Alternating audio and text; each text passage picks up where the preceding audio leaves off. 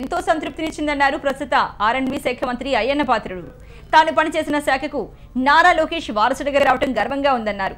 తన హయాంలో పంచాయతీరాజ్ శాఖలో జరిగిన అభివృద్ధిని ఆయన వివరించారు. ఆర్ఎండ్బి మంత్రిత్వ శాఖకు బడ్జెట్లో 4,000 కోట్లు కేటాయించారన్నారు. అలాగే రాష్ట్రంలో వేల అభివృద్ధికి 93,000 కోట్లు ఇస్తామని కేంద్ర మంత్రి నితిన్ గడ్కరీ హామీ ఇచ్చినట్టు ఆయన తెలిపారు. ఈ నెల 6న ఆర్ఎండ్బి ఉన్నతాధికారులతో సమావేశం నిర్వహించి చేపట్టబోయే కార్యక్రమాలపై ప్రణాళికలు రూపొందిస్తామని తెలిపారు.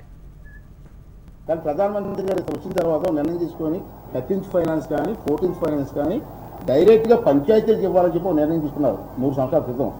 దాని ప్రకారంగా ఈ 3 సంవత్సరాల్లో మనం లెక్కేసుకుంటే సుమారు పంచాయతీలకి నేను మంత్రిగా ఉన్నప్పుడు అన్ని పంచాయతీలకు కూడా 4,532 కోట్లు 4,532 కోట్లు డైరెక్ట్గా పంచాయతీకి ఇచ్చి పంచాయతీని బలోపేతం చేసిన ప్రభుత్వం మా ప్రభుత్వం.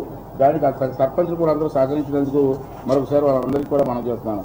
ఇక ముఖ్యమైనది నాకు ఇష్టమైంది నేను సంతృప్తి పడిన కార్యక్రమం ఏంటంటే సిమెంట్ రోడ్డు 28 రాష్ట్రాలలో మొత్తం అన్ని రాష్ట్రాలు కలిపి 7,200 కిలోమీటర్లు మాత్రమే వేశారు.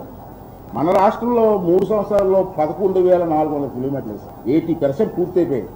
రాబోయే 2 సంవత్సరాల్లో 20% పూర్తి చేస్తే అన్ని గ్రామాల్లో కూడా సీసీ రోడ్లు అవుతున్నాయి. నాకు చాలా సంతృప్తి ఇచ్చిన కార్యక్రమం. మళ్ళీ ఈ సంవత్సరం నుంచి ఒక స్కీమ్ స్టార్ట్ చేసాం. అది లోకేష్ బాబు గారి ఆధ్వర్యంలో జరుగుతాయి. ఇక్కడ నుంచి రేపు నుంచి